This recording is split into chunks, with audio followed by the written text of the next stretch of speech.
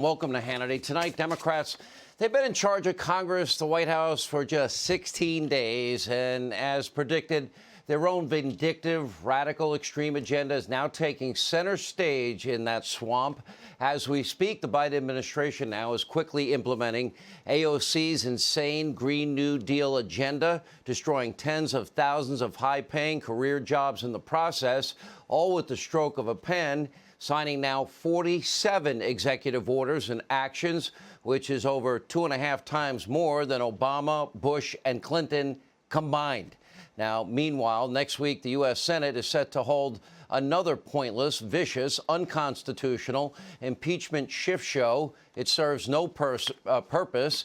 The outcome is predetermined, other to vent their rage and to smear President Donald Trump in exile one last time. And in the House, Democrats are waging a campaign against an obscure Republican freshman lawmaker who has been on the job for 1 month and 1 day. Joe, by the way, if you're still awake, if you're still with us now, you're leading the country with great unity. We've got to give you applause for that. And tonight, during a House-wide vote, Congresswoman Marjorie Taylor Greene was stripped of all committee assignments because of things that she has said, some conspiracy theories we talked about last night that she floated before getting elected. House Democrats went ahead with their punitive measures, even though Congresswoman Taylor Greene has now disavowed her previous beliefs and conduct during an unscripted speech on the House floor today. Let's take a look. When I started finding misinformation, lies, things that were not true in these QAnon posts, I stopped believing it. And I want to tell you, any source, and I say this to everyone, any source of information that is a mix of truth and a mix of lies is dangerous. You see, school shootings are absolutely real. And every child that is lost, those families mourn it.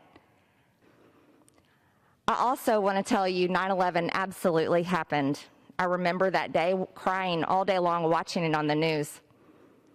And it's a tragedy for anyone to say it didn't happen. And so that I definitely want to tell you, I do not believe that it's fake. These were words of the past, and these things do not represent me.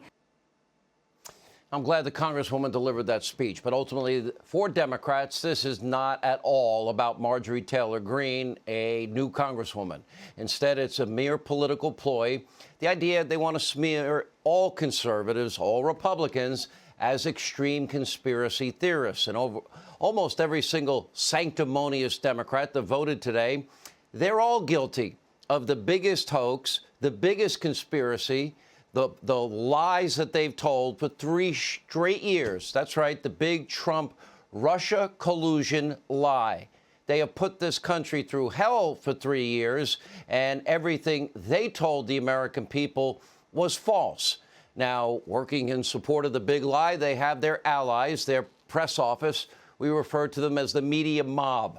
And listening to these lying Trump-Russia collusion truthers running nonstop wall-to-wall coverage of the Marjorie Taylor Greene saga, it's pretty sickening. Marjorie Taylor Greene, she apologized. She said her beliefs were wrong, misguided. She doesn't have them today. So my question is, when are the Democrats going to follow suit?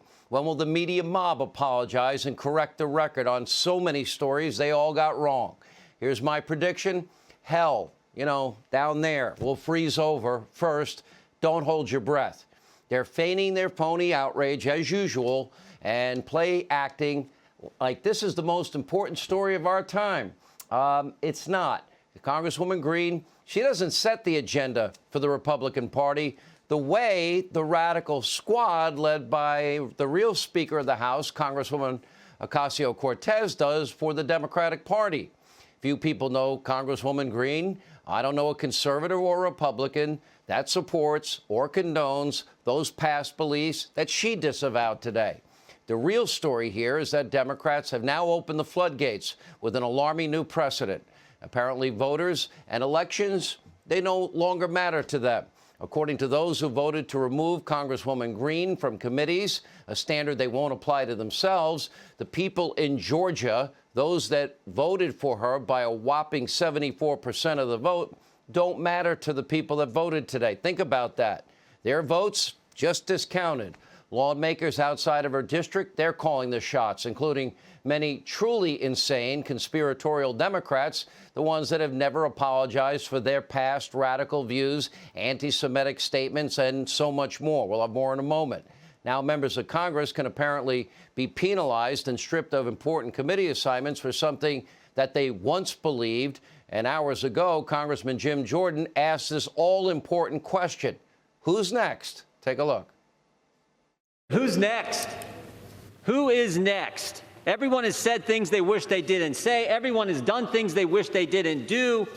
So who's next? Who will the cancel culture attack next? Today it's Miss Greene. Who's it going to be tomorrow? Who's it going to be tomorrow? I've heard several times on the floor today from the Democrats. Conspiracy theory. The Democrats peddled the biggest conspiracy theory of all time, the Russia hoax. Now, come to think of it, when Republicans do take back the majority, they've got a pretty good shot from my position here in 2022. There are plenty of conspiratorial Democrats. They should be removed from their committees, right? If we apply standards equally. Every Democrat that pushed the Trump-Russia conspiracy theory, the lies, they should all be stripped of their committees if we're going to have a one standard fits all.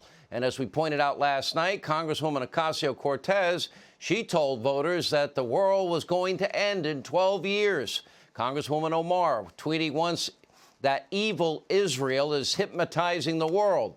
Speaker Pelosi, Adam Schiff, Maxine Waters, dozens of others, they all pushed the Russia lies. They openly speculated the 2016 election was rigged or stolen, while ignoring Hillary's dossier and ignoring what, we now know on the record about Christopher Steele and the source, and that this was all Russian disinformation that Hillary paid for. Never wanted to comment on the truth. They said that the president of the United States was Putin's puppet. Pretty crazy stuff. Forgetting, of course, Obama says, tell Vladimir I'll have more flexibility after the election. That doesn't even take into account their violent, inciting, insurrectionist language based on their definition that we have detailed on this program many times. So mark my words, today's political stunt, it will backfire for Democrats. And keeping with their governing theme, well, this action does absolutely nothing to improve the lives of you, the American people. This is nothing more than yet another political ploy. But by the way, don't ask them to say the Pledge of Allegiance. Why? Because at the beginning of the committee meetings, well, Jerry Nadler said that would not be necessary in his committee. Take a look. In the spirit of national unity and national pride, which I know we all aspire to do to a greater extent, that at the beginning of each meeting, the chair or one of the designees of the chair would have the opportunity to lead us in the Pledge of Allegiance. We're all aware that in these times, it's important for the country to see members of Congress working together on some things. I recognize myself to speak in opposition to the amendment. It's unnecessary. The House begins every day with the Pledge of Allegiance. We're covered by that. There's no necessity to say the Pledge of Allegiance twice during the same day. It's interesting. Nadler is still awake for this hearing.